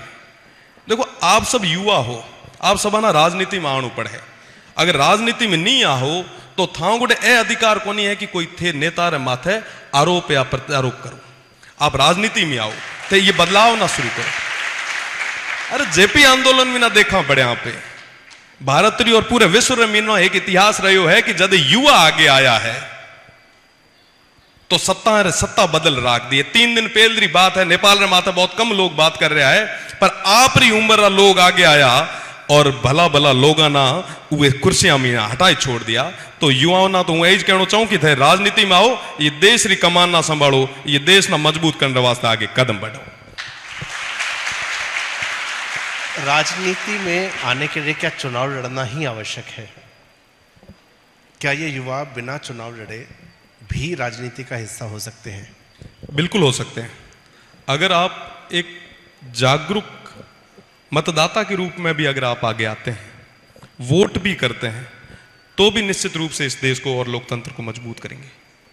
पर बड़ा दुख होता है कि कई बार जब वोटिंग परसेंटेज देखते हैं 40-45%, मैं पार्लियामेंट चुनाव के पहले चरण के वोट परसेंटेज को देख रहा था, उस समय यह समझ में आया कि 50% लोग भी पूरे तरीके से वोट देने के लिए आगे नहीं आए। अगर आप पूरे तरीके से वोट देने के लिए आगे आते हैं, वोट करते हैं, तो आप इस देश को मजबूत कर रहे हैं। आप अगर इस देश की किसी भी चीज में शामिल होते हैं, अब एक छोटा सा उदाहरण है कि आज हम यहाँ बैठे हैं, कोई व्यक्ति यहाँ से निकला, छोटी सी कोई चीज है, चॉकलेट है, वो खाई और पॉलीथीन फेंक दी।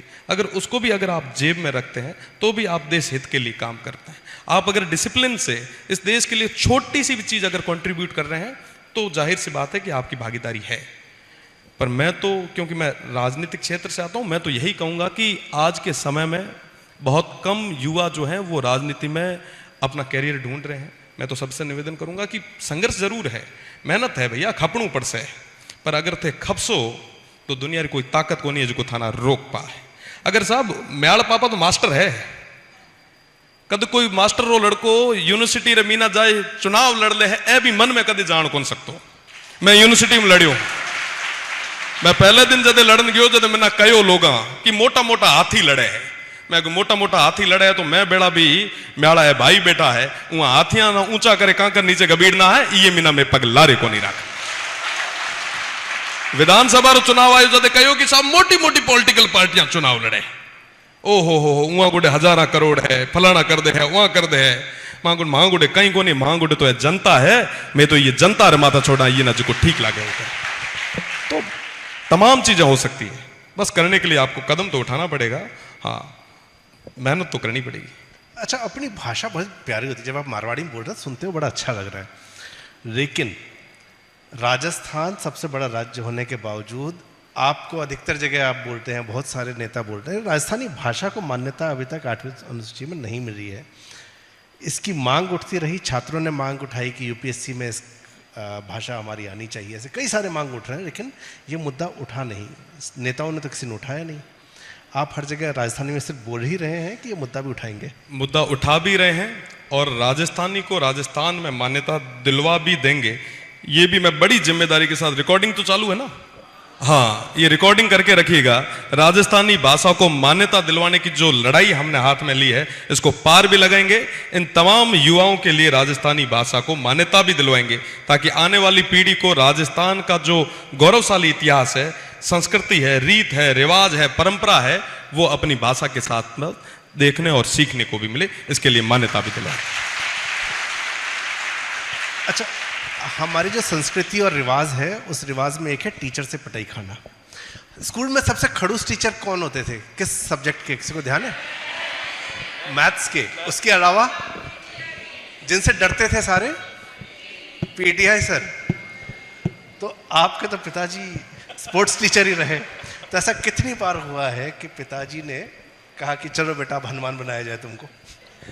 मुझे वापस घर जाना है। चुनाव लड़ना चाहा तब पिताजी का क्या रिएक्शन था? मतलब मैं जब चुनाव लड़ा था, मेरे पिताजी प्रोफेसर है, मेरे तो चप्पल पड़ी थी भयंकर।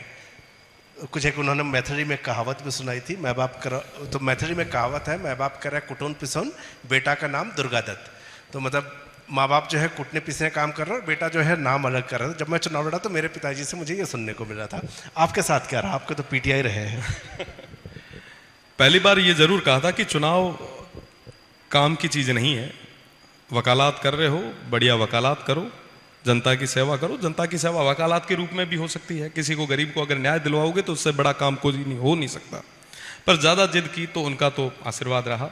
हाँ, उन्होंने ये कहा कि जीवन आपका है, जीना आप लोगों को है, किस तरीके से जियोगे ये आप खुद को तय करना है। क्योंकि उनका कहना ये था कि जब बेटे के पाँव में जब अपने पिता का जूता आने लग जाए तो फिर ज़्यादा सलाह नहीं देनी चाहिए। अब जीवन आपका है, जीना आपको है, जिस तरीके से जियो देख के जीना कि लोगों की नज़र है, लोगों का भरोसा है, उसको बनाए कैसे रखोगे ये आपको तय करना। और उनका आशीर्वाद रहा है जिसकी बदौलत मैं यहाँ बैठा हूँ जी।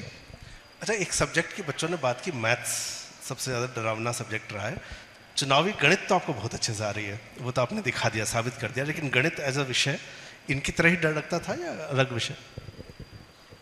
इनसे भी ज़्यादा डर लगता है मुझे आज भी गणित से।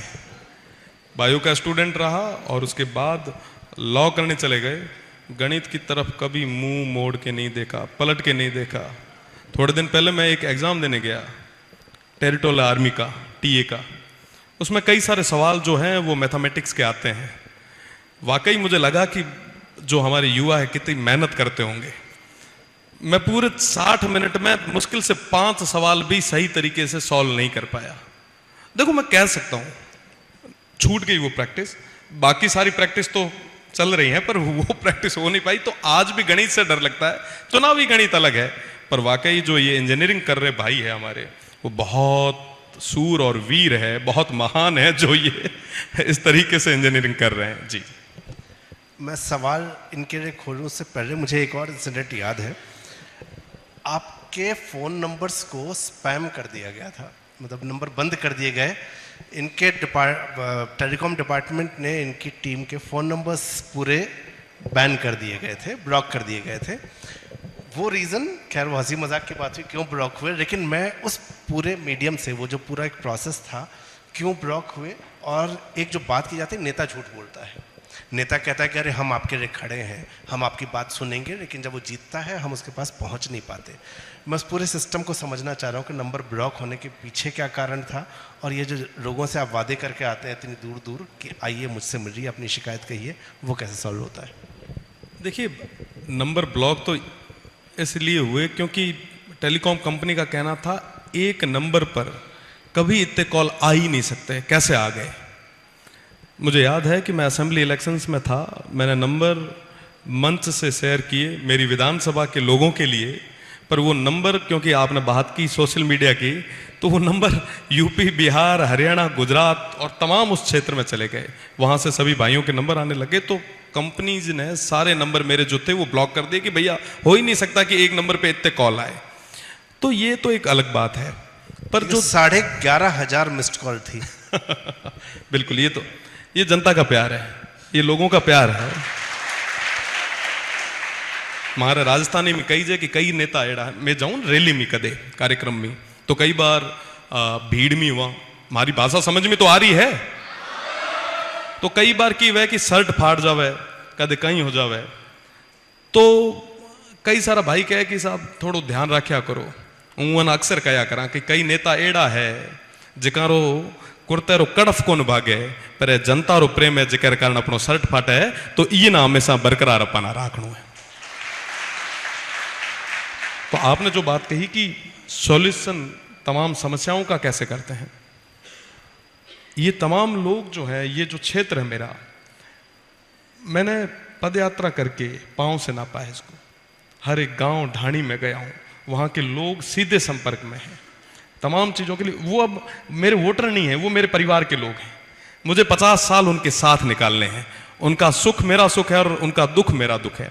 जाहिर सी बात है कि उनके लिए रात और दिन लगे पड़े हैं, और भविष्य में भी राजनीति में उतार चढ़ाव आते रहेंगे, पर इन तमाम लोगों ने, देखिए मैं आज यहां बैठा हूं तो सिव की जनता की बदौलत बैठा हूं, बाड़मेर, जैसलमेर और बालोतरा की वो तमाम जितने भी 22 लाख वोटर थे उनकी बदौलत बैठा हूं। रविंद्र को अगर हिम्मत दी तो उन तमाम लोगों ने दी है, तो उनका एहसान है और उनके लिए हमेशा हम लगे हुए हैं, और भविष्य में भी जहां कहीं पे भी रहेंगे वो हमेशा मेरे सीने के पास रहेंगे। जी, मुझे बात करते करते दो चीज़ें याद आई, दोनों आरोप हैं। एक आरोप ये है कि जहां बाकी नेता शराब बांटते हैं, पैसे बांटते हैं, आप टॉफियां बांट रहे थे, ये क्या हुआ था? ये देखो, दारू वाला तो मांगुड़ पैसा आता को नहीं। गांव में निकले आया, हाँ हमारे पिताजी मास्टर है, जहाँ मैं पेल कहो, और मारसाना जे यहाँ ठा पड़े कि वो ये तरीके में ना चुनावी कैंपेन करे, तो मैंने कदे कान पकड़े घरे बिठा देता। हाँ, ये जरूर है जो टॉफी वाली आप बात करी, हमारे हुए पूरे क्षेत्र में ना छोटा छोटा टाबर जितना भी है, चाहे 1 साल में लेर 5 साल तक रहा, आपने हमारी भाषा समझ में आ रही है, आपने मैं सिखाऊं धीरे धीरे,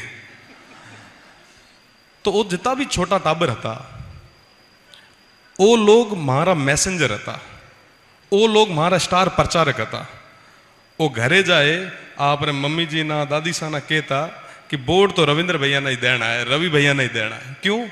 क्योंकि साहब वो आवे जब हर बार हमारे वास्ते चॉकलेट ले रहा है, तो कई सारा जब बुजुर्ग मिले तो मैंने कहवे भी है हर बार कि भाई वोट तो माना तने देणो को नहीं हतो, पर मारा पोता ने ठाकुर तू कहीं देर गयो है जो चुटी मारो लिखा दे, माना घरू निकल नहीं देवे को नहीं है। तो प्यार है, और जाहिर सी बात है कि जो टाबर है वो भगवान रो रूप है, भगवान रो कयोड़ो कदे पलटी जा को नहीं करे, तो उमारो आशीर्वाद है। राजस्थान में पैट्रियार्की है काफ़ी, और मारवाड़ में जो है बहुत ज़्यादा है, तो वहाँ पर ये चुनाव कैंपेन के दौरान ये बड़ा इंटरेस्टिंग एक्सपेरिमेंट था, क्योंकि महिलाएं जब चुनाव प्रचार होते हैं तो महिलाएं घर से बाहर नहीं निकलती, पुरुष ही बाहर आता है, वो जिस भी नेता से वोट मांगने हैं उनसे बात करता है, चला जाता है। लेकिन ये जो टॉफ़ी वाली पॉलिटिक्स इनकी थी, उस टॉफ़ी वाली पॉलिटिक्स ने बच्चों ने घर में जा जा के मम्मी को बाहर निकाला कि रविंद्र भैया आए हैं, रविंद्र भैया आए हैं, बाहर आओ बात करो।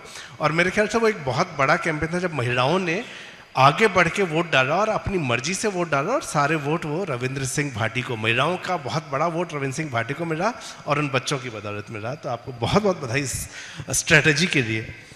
एक और आज सुबह जब मैंने पोस्टर शेयर किया था तो मेरे से एक राजस्थान यूनिवर्सिटी के छात्र नेता ने फ़ोन कहा कि भाई साहब हमारा आरोप है, आप हमारी तरफ से पूछ लेना कि रविंद्र जी खुद तो बैठ गए विधानसभा में जाके अध्यक्ष बन के, और हमारे को जब चुनाव लड़ने का बारी आई है, हमें जब विधानसभा में जाना है तो हमारे छात्र संघ चुनाव हो गए बंद।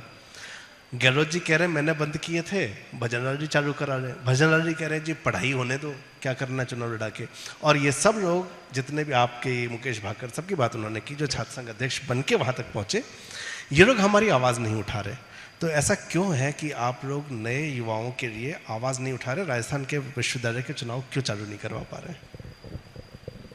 देखिए नवीन जी, मैं तो छात्र संघ चुनाव के हमेशा पक्षधर रहा हूं कि छात्र संघ चुनाव होने चाहिए, और इससे पहले भी जब सदन चला है तो मजबूती से छात्र संघ चुनाव की मांग हमने प्रदेश की सरकार और मुखिया जी से की है कि आप छात्र संघ के चुनाव करवाएं और उन तमाम नए युवाओं को छात्र राजनीति के माध्यम से मुख्य राजनीति में आने का एक मौका दें। मैं तो बड़े गर्व से कहता हूं कि अगर छात्र राजनीति ना होती तो शायद मैं आज यहां ना होता। वो छात्र संघ चुनाव बहुत ज्यादा जरूरी है। एक ग्रामीण परिवेश से आने वाला व्यक्ति जिसके पास कोई पॉलिटिकल बैकग्राउंड नहीं है, वो अपना भाग्य इस छात्र राजनीति के माध्यम से आजमा सकता है। छात्र राजनीति वो नर्सरी है जहां पे तमाम चीजों की ट्रेनिंग आपको मिलती है।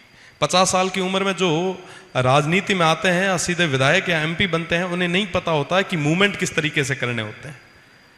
छात्र संघ से जो जुड़ा हुआ जो व्यक्ति होता है, उसको पक्ष और विपक्ष को साध के चलने की एक कला आती है। तो जाहिर सी बात है कि छात्र संघ चुनाव होने चाहिए। और उस भाई को आप ये जरूर कहिएगा कि सड़क से लेकर सदन तक जहां पे भी जरूरत रहेगी छात्र संघ चुनाव करवाने की, रविंद्र आपको पहली पंक्ति में खड़ा मिलेगा। इस चीज का विश्वास आप जरूर दिलाइएगा। मैं और बहुत से सवाल पूछ सकता हूं, लेकिन बातचीत हमेशा ऐसे नहीं होनी चाहिए, ऐसे भी होनी चाहिए। तो आप में से कोई है जो सवाल पूछना चाहता है? जी मैम, यहां माइक दे दीजिए।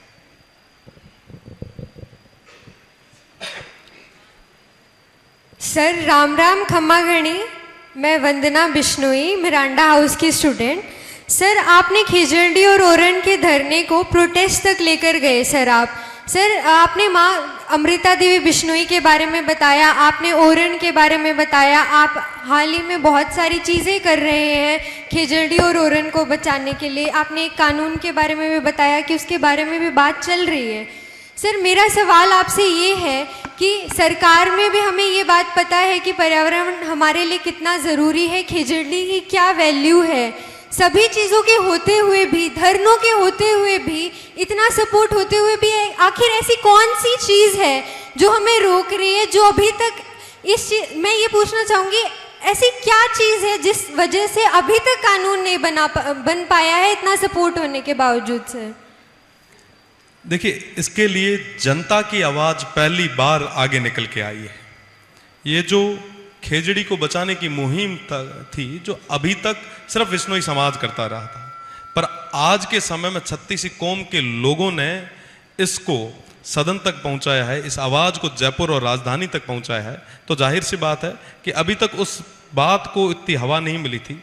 आज के समय में हम सब मजबूती के लिए लड़ रहे हैं। एक तरफ जब ग्लोबली जब बात एनवायरनमेंट को बचाने की होती है, दूसरी तरफ जब प्रदेश की सरकारें हैं, देश की सरकार जब एक पेड़ माँ के नाम लगाती है, और दूसरी तरफ ये जो विरोधाभासी हजार हजार लाख लाख पेड़ कंपनियों के नाम पे करते हैं, तो जाहिर सी बात है दुख तो होता ही है। ये जगह अपनी है, ये क्षेत्र अपना है और ये मांग अपनी है। तो हम सब हमारी मांग को हम आगे तक रख रहे हैं और आने वाले समय में जल्द ही इस कानून को लागू भी करवाएंगे। जी थैंक यू सर।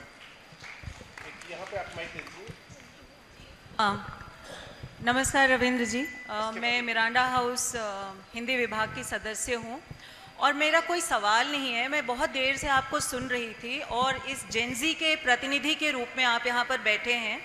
मुझे बहुत खुशी हुई कि आपने अपने परंपरा की बात की, गांव, खेत, खलिहान, वेशभूषा, संगीत, सांस्कृतिक विरासत की बात की, जो वहाँ की समस्याएं हैं उनके निदान की बात की। लेकिन आपने एक भी लाइन, एक भी शब्द ऐसा नहीं बोला जो इनको उकसाने की बात हो। जो आजकल ज़्यादातर युवाओं को उकसाने की बात की जाती है, उस तरह की आपने एक भी बात नहीं बोली, जो मुझे बहुत अच्छी लगी। और मुझे लगता है ये जो बार बार बात बात पर जेनजी किया जाता है, तो ये है आज का जेनजी और ये है आज के जेनजी का प्रतिनिधि जो कभी भी भड़काने वाली बात नहीं करता है। बहुत खुशी हुई। एक आखिरी बात मैं सोच रही हूँ, बहुत देर से सोच रही थी मैं कहूँ या ना कहूँ, कह ही देती हूँ, मन में कोई बात रखनी नहीं चाहिए। लेकिन प्रश्न अगर आप पूछें तो थोड़ा ज्यादा ठीक रहेगा, ताकि बस आखिरी बात, आप बहुत अच्छा मुस्कुराते हैं।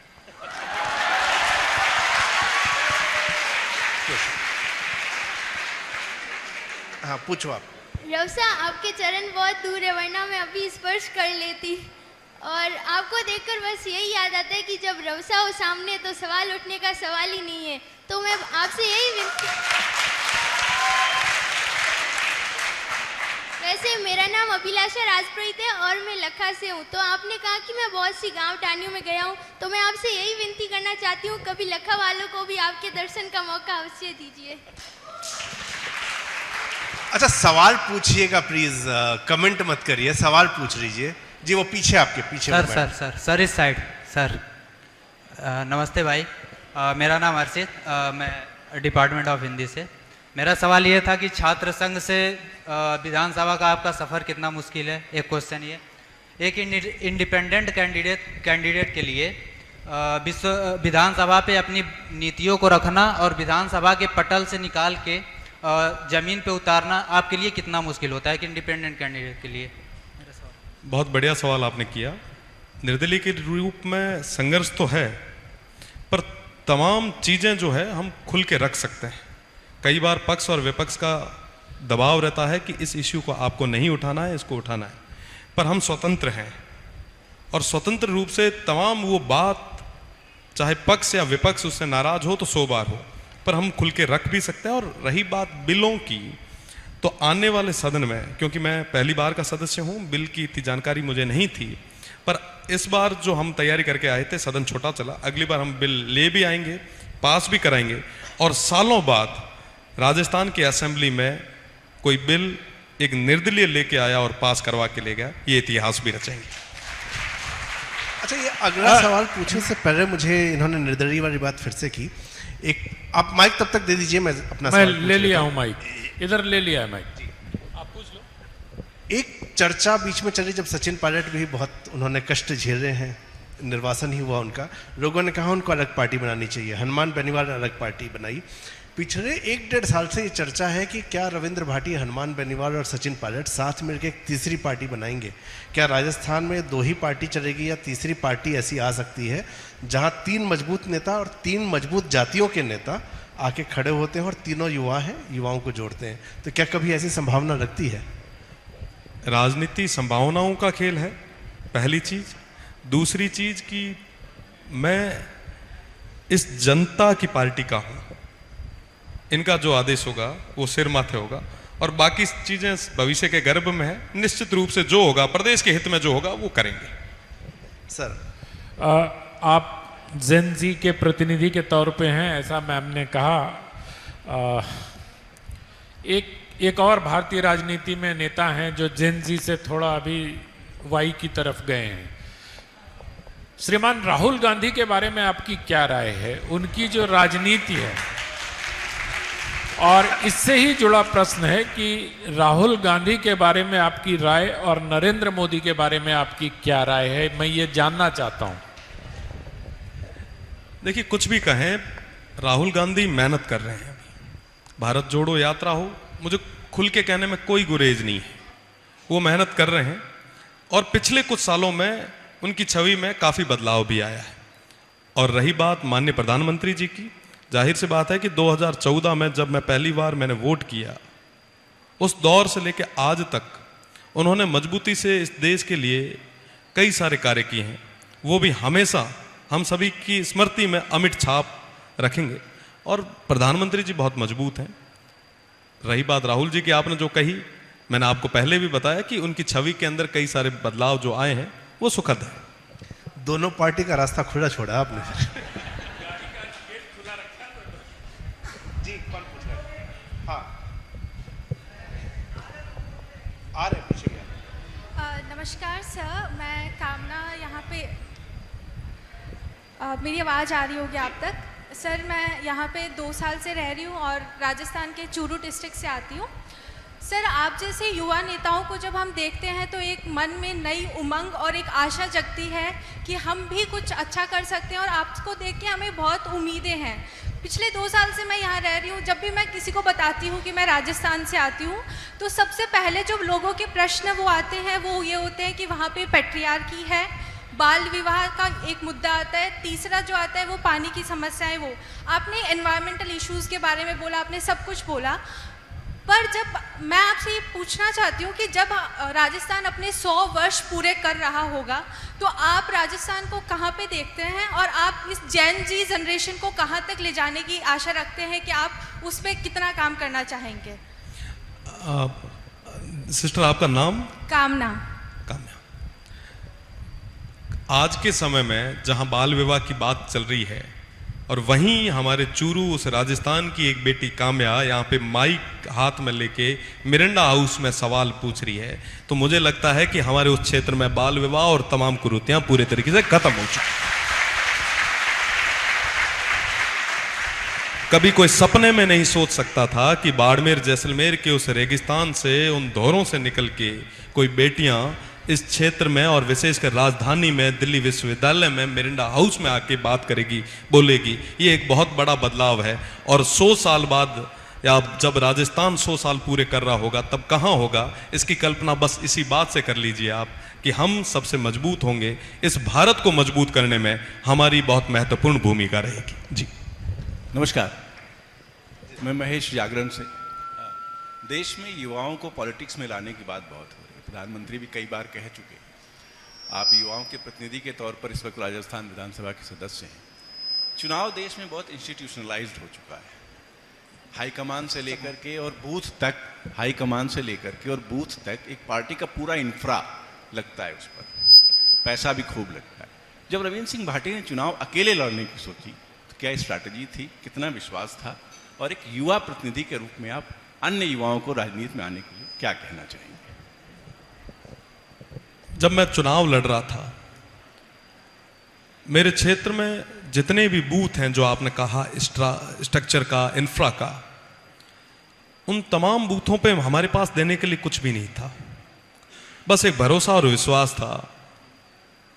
उन तमाम लोगों ने, उन गांव के लोगों ने और विशेषकर इन जेनजीज ने उन बूथों की कमान अपने हाथ में ली और सभी ने रविंद्र बन के हिम्मत की, मदद की। ये आगे आए, इन्होंने विश्वास जताया, इन्होंने रात और दिन मेहनत की। मेहनत तब कर पाए जब हम लोग चुनाव लड़ने के लिए आगे आए। अगर हम लोग ही उसी विधानसभा चुनाव में घर बैठ जाते और ये कह देते कि अब तो ना हमारे पास पॉलिटिकल पार्टी का टिकट है ना कुछ और, तो शायद ये एक बड़ा बदलाव नहीं आ पाता। हमारे तमाम युवा जो हैं वो आगे आके मेहनत भी नहीं कर पाते। मैं एक ही बात कहूँगा कि आपको लड़ना होगा। परिणाम क्या रहेगा वो भविष्य के गर्भ में है। पार्लियामेंट चुनाव, जो मेरी बाड़मेर पार्लियामेंट सीट है वो हरियाणा स्टेट से 1.5 गुना बड़ी है। 2600 बूथ है, 22 लाख वोटर हैं। अगर एक व्यक्ति चाहे कि एक साल में मैं एक एक गांव जाके आ जाऊं तो भी नहीं जा पाएगा। पर फिर भी उन तमाम क्षेत्र में मुझे 40% से भी ज़्यादा वोट मुझे मिले। तो ये तब हो पाया जब तमाम जेनजीज ने, वहाँ के लोगों ने रविंद्र बन के काम किया।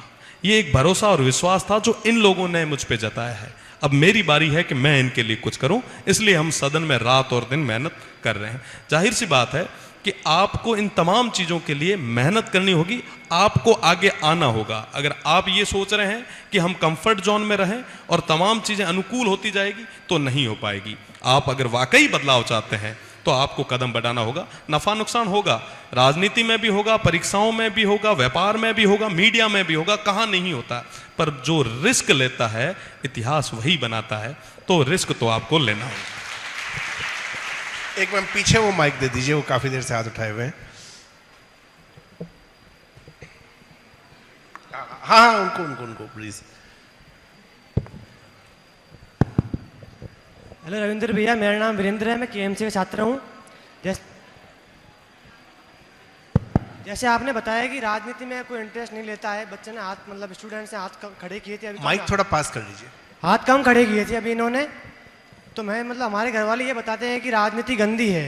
आपने एमपी के चुनाव लड़े, आपने विधानसभा का चुनाव लड़ा, ऐसी क्या राजनीति में गंदी चीज़ है जो हमारे लिए नेगेटिव इम्पैक्ट के लिए? देखो भैया, यह एक नैरेटिव बिल्ड है कि राजनीति बड़ी गंदी है, थे मत आओ, ताकि नेता रा टबर आ राजनीति कर सके। अगर राजनीति इतनी गंदी होती तो नेताओं को अपने बेटों को लाने की जरूरत ही नहीं पड़ती। ये एक नैरेटिव बिल्ड कर रखा है ताकि आज की जो युवा पीढ़ी है ये राजनीति से दूर रहे, ये 4, 5, 10 फैमिली जो है उनके हाथ में पूरा कंट्रोल रहे, जो सिस्टम के लोग हैं वो इस सिस्टम को चलाते रहें, नए लोग ना आ पाएं, इसलिए एक नैरेटिव बिल्ड किया है। इस नैरेटिव को ब्रेक करने के लिए आप सभी का आना जरूरी है। आप जब अंदर आ जाएंगे तब आपको समझ में आएगा कि वाकई राजनीति कैसी है। देखिए, साजिश और षड्यंत्र ऐसी बात नहीं है सिर्फ राजनीति में ही होती है, तमाम चीजें, अगर आप किसी ऑफिस में भी काम कर रहे होंगे तो छोटी मोटी चीजें तो वहां भी चलती होगी, तो ये तमाम चीजें तो चलती रहेगी। पर वाकई अगर आप चाहते हैं कि कुछ बेहतर हो तो राजनीति में आओ।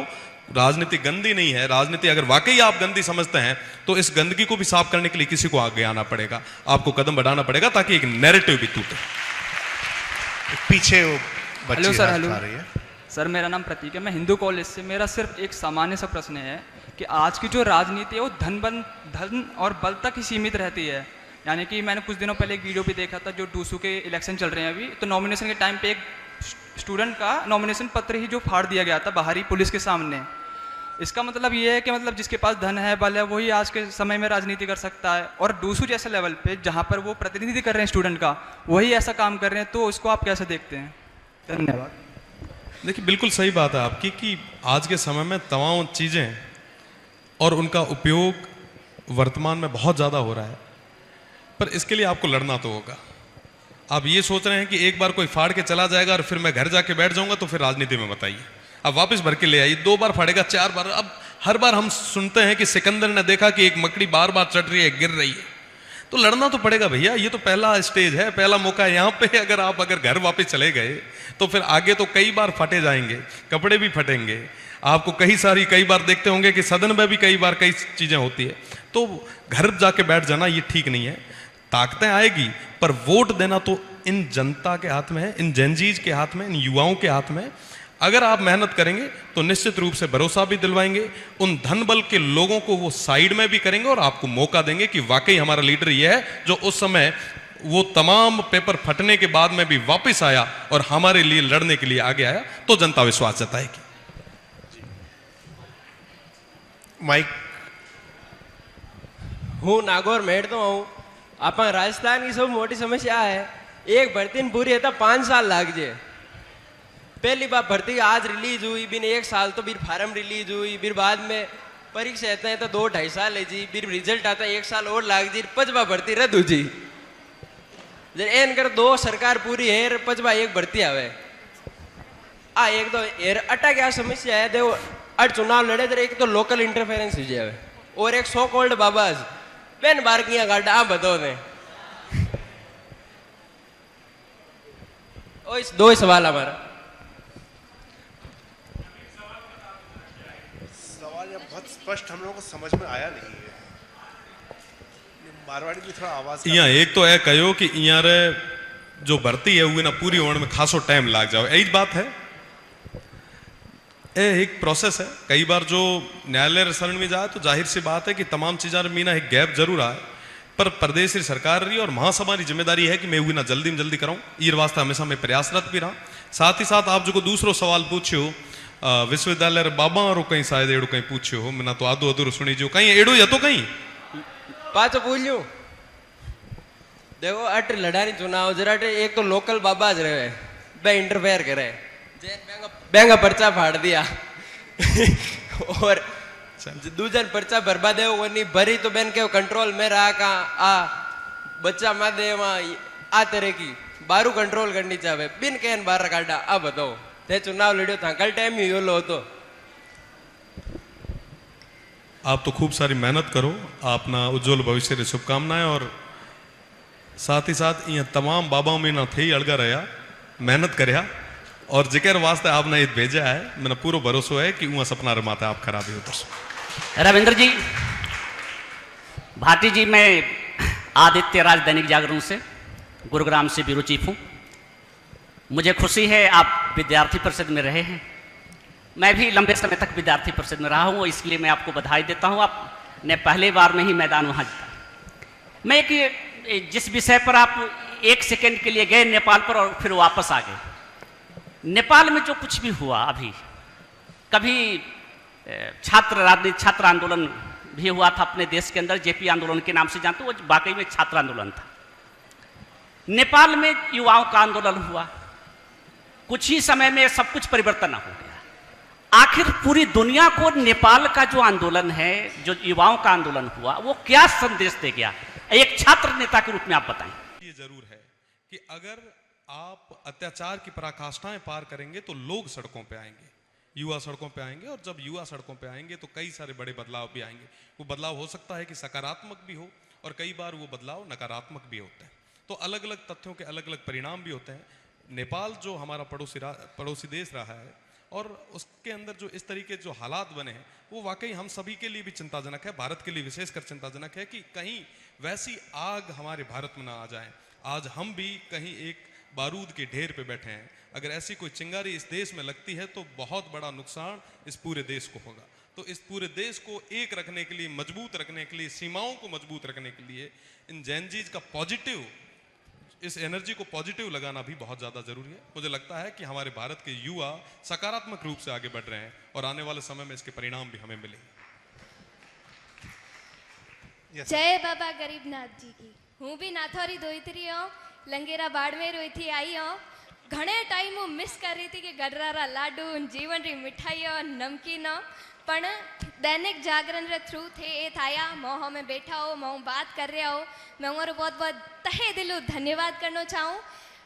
जैसा कि आपने बताया कि आपके पिताजी भी अध्यापक है, मेरे पिताजी भी प्रिंसिपल है। अब वो मेरे से, जब मैं घर से रवाना हुई तो मुझसे कहा गया कि पॉलिटिक्स से दूर रहना। तो आपके मत में महिलाओं का राजनीति में किस प्रकार से होना चाहिए, मैं उस पर विचार जानना चाहती हूँ। मेरा नाम भूमिका गोस्वामी है, मैं और यहाँ पे हिंदी ऑनर्स कर रही हूँ। पहले तो मैं दैनिक जागरण का खूब खूब धन्यवाद ज्ञापित करूँगा आपकी पूरी टीम का, कि आपने ये भव्य आयोजन करवाया, और मुझे मेरे तमाम इन छात्रों से और विशेषकर छोटी बहनों से मिलने का मौका आपके माध्यम से मुझे मिला। ये बहुत बड़ी चीज़ है कि लंगेरा से निकल के एक बच्ची यहाँ तक आई है। ये एक सकारात्मक पहल है। और रही बात दूसरी की, छोटी बहन ने कहा कि महिलाओं का राजनीति में तो 33% जो को आ बड़े थारे पगाई जाए उगर महीना थे जूसो तो थे ना तक तैयारी शुरू कर दो, पापा रा नंबर में ना भेज दे, हूँ बात कर ले। हो ठीक है, धन्यवाद। हेलो सर, सबसे पहले तो आप सभी को मेरा प्रणाम। सर, मेरा क्वेश्चन ये है कि आप जहाँ से आते हैं पश्चिमी राजस्थान से, वहाँ एजुकेशन सिस्टम आज भी इतना डेवलप नहीं है जितना दूसरे इलाकों में है। तो आप उसके लिए कोई प्रयास करोगे या फिर ऐसा कुछ किया है जिससे कि एजुकेशन सिस्टम डेवलप हो? क्योंकि मैं भी उसी क्षेत्र से आता हूँ, ऊंडू कश्मीर से, बाबा रामदेव जन्मभूमि से। बिल्कुल, एजुकेशन सिस्टम की जो आप बात करी है, जाहिर सी बात है कि उस क्षेत्र में शिक्षा की कमी रही, पर वर्तमान समय में उस क्षेत्र को मजबूत करने के लिए हम सब लगातार प्रयासरत हैं। पूरा भरोसा है कि उस धरती से, जहाँ से एक समय में जोधपुर तक आना बड़ा भारी होता था, और वहाँ के स्टूडेंट अगर मिरांडा हाउस में बैठ के बात कर रहे हैं, तो जाहिर सी बात है शिक्षा मजबूत हो रही है, और आने वाले समय में और मजबूत कर लिया जाएगा।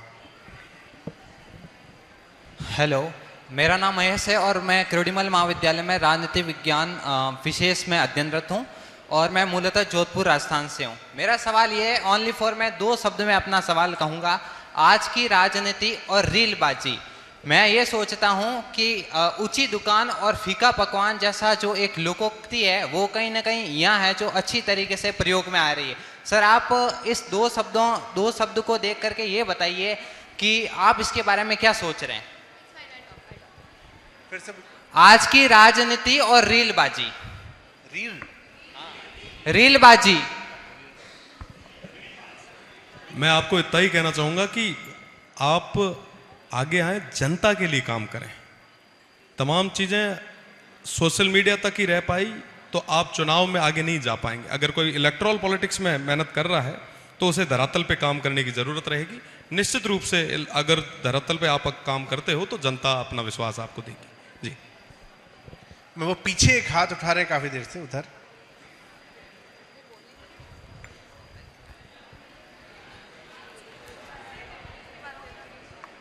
हेलो सर, मेरा नाम चिन्मय मिश्रा है, मैं दिल्ली से ही हूँ।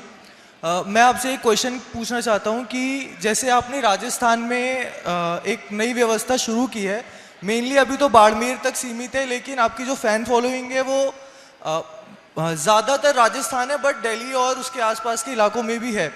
लेकिन इसी तरीके से भारत में और अलग अलग राज्यों में भी बहुत से लोग निकल रहे हैं, नई पॉलिटिकल पार्टीज़ बना रहे हैं, नई व्यवस्था बनाने की कोशिश कर रहे हैं।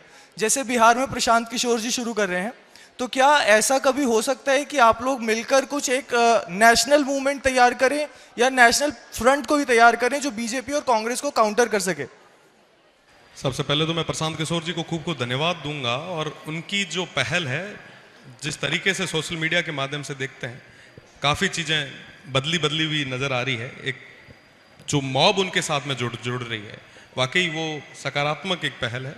और साथ ही साथ तमाम चीज़ें जो आपने कही कि भविष्य में क्या होगा, तो वो सारी चीज़ें भविष्य के गर्भ में, मैं वर्तमान में जीने वाला व्यक्ति हूँ। और आज के समय में शिव की जनता ने और बाड़मेर, जैसलमेर और बालोतरा के उस क्षेत्र के लोगों ने मुझ पर विश्वास जताया। मुझे उनके लिए काम करना है, काम कर रहे हैं। अगर भविष्य में ज़रूरत रही तो आपको ज़रूर साथ में लेके कुछ आगे बड़ा कर लिया जाएगा। ये पीछे एक बच्ची हाथ उठा रही है, उधर उसको दे दीजिए। हाँ, यहाँ किसी ने हाथ उठाया था आप में से। नमस्ते सर। सर एक ऐसी कॉन्स्टिट्यूएंसी से आ रहे हैं जो इंटरनेशनल बॉर्डर भी शेयर करती है, एंड हमारे देश में ऐसी बहुत सारी कॉन्स्टिट्यूएंसीज हैं जहाँ पे इंटरनेशनल बॉर्डर शेयर होता है। तो मेरा क्वेश्चन ये है कि ऐसी जो कॉन्स्टिट्यूएंसीज होती हैं उनकी एक्सटर्नल प्रॉब्लम्स भी हैं और इंटरनल प्रॉब्लम्स भी हैं, तो इनको टैकल करना किस तरीके से डिफिकल्ट रहता है? इंटरनेशनल बॉर्डर शेयर करते हैं सर, जो कॉन्स्टिट्यूएंसीज है वो इंटरनेशनल बॉर्डर भी शेयर कर रही हैं और उनकी इंटरनल प्रॉब्लम तो है ही, तो इंटरनल प्रॉब्लम्स भी आती हैं और एक्सटर्नल प्रॉब्लम्स भी आती हैं, लाइक ह्यूमन ट्रैफिकिंग हुआ, ड्रग्स हुआ, इलीगल माइग्रेशन हुआ, ये सारी चीज़ें। तो इस तरीके से ऐसी कॉन्स्टिट्यूएंसीज को सर खुद हैंडल भी कर रहे हैं, तो किस तरीके से ये डिफिकल्ट है? ये इनके सवाल में मैं ऐड करूं, क्योंकि आपकी जो कॉन्स्टिट्यूंसी एकदम पाकिस्तान बॉर्डर पे है, और रोहिणी म्यूज़िक फेस्टिवल जो कर रहे थे, इनके विरोधियों ने यही कहा था कि पाकिस्तान से लोग आ जाएंगे गाना सुनने, तो इस चक्कर में वो कैंसिल कर दिया गया, कहीं और करवाया गया। तो इनका एक प्रश्न बहुत वाजिब है कि वहाँ पर, और मैं BSF की चौकी पे गया था, वहाँ नाम लिखे हुए थे सीमा के उस पार के गाँव के लोग और इस पार के जो कि तस्करी करते हैं। तो ऐसे में स्थानीय विधायक होने के नाते आपके ऊपर बहुत सारे, एक तो इंटरनेशनल बॉर्डर है, तो जो सेंट्रल एजेंसीज हैं उनका काम है, लेकिन स्थानीय लोग जब दोनों ही तरफ से, उधर के गांव के और इधर के गांव के, इन चीज़ों में लिप्त होते हैं और ये लोग कहीं ना कहीं वोट भी इम्पैक्ट करते हैं, वहाँ पर आपके लिए अपनी सुरक्षा और साथ ही साथ देश की सुरक्षा दोनों को कायम आप कैसे रख पाते हैं? मतलब कैसे उस पॉलिटिक्स को मैनेज किया जाता है? देखिए, मैं आपको बताना चाहूँगा कि थोड़े दिन पहले जब भारत और पाकिस्तान के बीच में तनाव की स्थितियाँ पैदा हुई, जीरो लाइन से लगते हुए मेरे उस क्षेत्र के 50 गाँव हैं जो मेरी कॉन्स्टिट्यूंसी के हैं, मैं उन तमाम गाँवों में गया। मैंने वहाँ के लोगों को कहा कि आप एक एक दो दो गाँव पीछे चल लें, क्योंकि जीरो लाइन आप ये कह सकते हैं कि 1 किलोमीटर के अंदर जो बॉर्डर से लगते हुए गांव है वो है हमारे। तो उन तमाम लोगों ने ये कहा कि साहब हम मर जाएंगे पर ये जगह नहीं छोड़ेंगे, ये जगह हमारी है, ये देश हमारा है। मुझे लगा कि मुझे ये नहीं कहना चाहिए था उन्हें पीछे हटने का, ये हमें फील हुआ। मैंने ये बात एक 80 साल के बुजुर्ग से कही। उन्होंने ये कहा कि सेना अगर आएगी तो उनके लिए हम खाना बनाएंगे, उनकी सेवा करेंगे, उनको लड़ने के लिए हम जो भी हमसे हो पाएगा हम मदद करेंगे, पर गांव नहीं छोड़ेंगे। ये गांव हमारा है, ये देश हमारा है। जो इतनी देशभक्ति रखने वाले लोग हैं, जो काल और अकाल में भी जिन्होंने हमेशा बॉर्डर के लिए मजबूती से काम किया है, मुझे नहीं लगता कि वो किसी दबाव या प्रभाव में आके देश के हितों के साथ कोई समझौता करेंगे। तो हमारे लोग बड़े मजबूत लोग हैं और आपसे भी यही निवेदन है, सभी को मैं आमंत्रित करता हूं कि आप इंटरनेशनल बॉर्डर पे आएं, आपको बॉर्डर भी घुमाएंगे और आप देखें कि हमारे लोग किस मजबूती के साथ में उस क्षेत्र पे आपकी सुरक्षा के लिए मजबूती से खड़े हैं। जी तो अभी मुझे पता है आपके सवाल बहुत है, रविंद्र अभी जा नहीं रहे, बाहर मिलेंगे, बाहर हम लोग बात भी करेंगे उनसे, लेकिन चूंकि नेक्स्ट सेशन का टाइम है, अब बाहर हम सवाल करेंगे इसके लिए, तो क्योंकि नेक्स्ट सेशन को भी हमें देना है। आप इसके लिए दैनिक जागरण को धन्यवाद दीजिए कि सेशन में आधा घंटा सिर्फ आप लोगों के लिए एक्स्ट्रा सर ने दिया कि आप सवाल जवाब जितने ले सकते हैं लीजिए। तो अब इससे ज्यादा इतनी भरमांसाहत का हमें फायदा नहीं उठाना चाहिए, बाहर हम सवाल पूछेंगे। Thank you very much. मैं वक्ताओं से निवेदन करती हूँ कि आप कृपया मिरांडा हाउस रजिस्टर पर अपने हस्ताक्षर कर उसकी शोभा बढ़ाएं।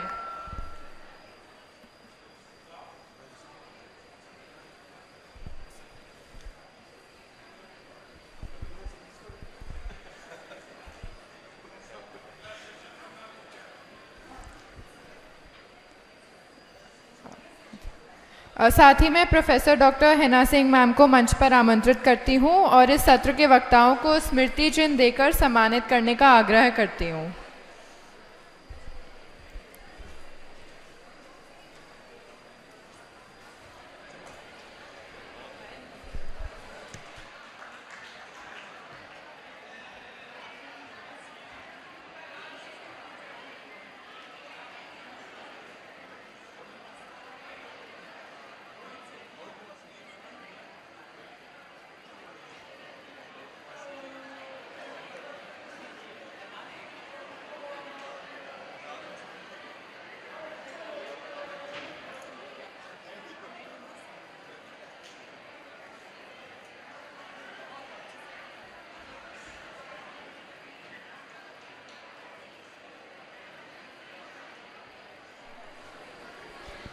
यह सत्र यहीं संपन्न होता है।